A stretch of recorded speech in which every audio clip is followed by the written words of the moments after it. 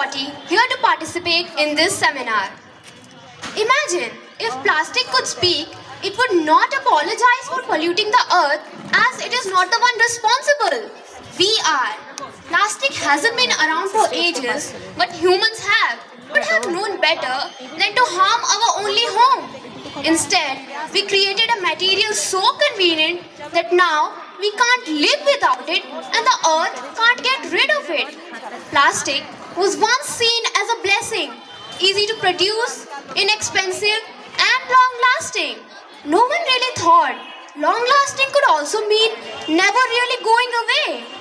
Fast forward to 2025, plastic is everywhere, in the air, water, soil, even inside plants, animals, and our own bodies. However, plastic is not at fault as it doesn't manufacture itself or travel to remote places. The real monsters are we humans. Everyone knows about its harmful effects, yet many are interested in showing concern than actually being concerned.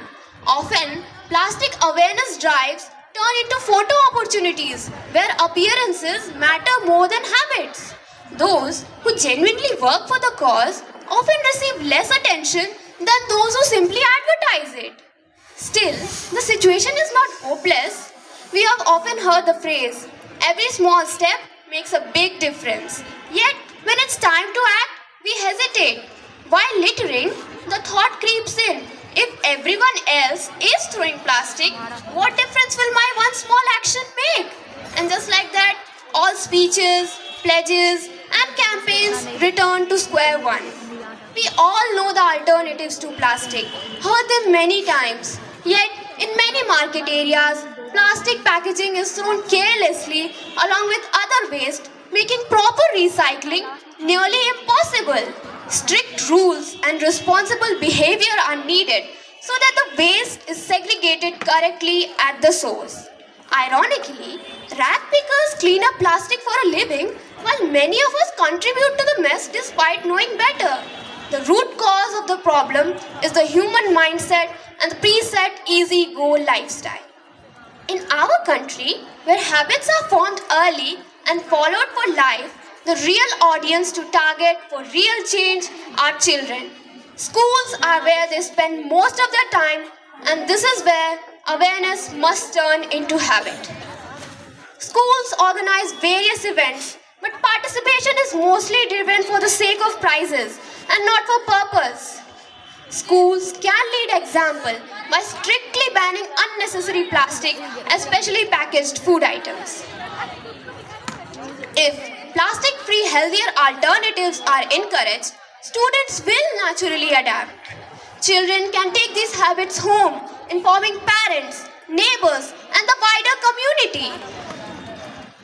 A major chunk of plastic that ends up everywhere is from single packaged food items, and children are amongst the largest consumers.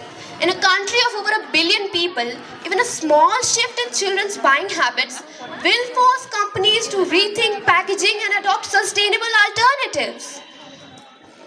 We can't control the industries or governments, but we can control our habits. Small actions by millions of children will influence markets, industries, and eventually policies. If taken seriously, we children can truly be the game changers. The earth does not need more awareness speeches. It needs responsible actions. When we know the damage and still choose convenience, that is what chokes our planet.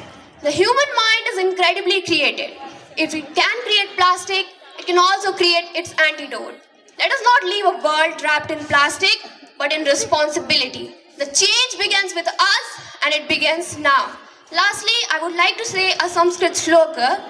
Plastikam visharuped bhumim toyam jadushayet jivanam jivanam hanti tyaj etat vivekatah. Meaning, plastic acts like a poison and pollutes land and water.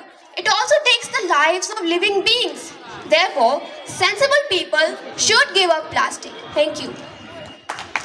Thank you, Vachasvi. Now it's